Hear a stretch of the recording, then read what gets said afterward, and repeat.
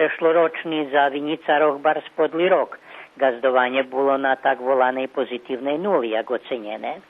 No i popri toho ukladanie do kupovania nového traktora še vyplacelo a za to rok plánovaný týždňový ukladania do opremy.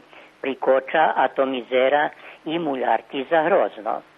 Za všetky roboty bude potrebno obezpečiť peniež i za kolo 800 na dnici, co bude i veľká pomoc nezaniatým u Bikiču i druhých okolných valáloch, jak i za zaštitní sredstva, za zakup parochiálnej žemy a tiež tak i pinvici odnosno Vinariji, do ktorej už uložené veci od 1 000 000 dinári.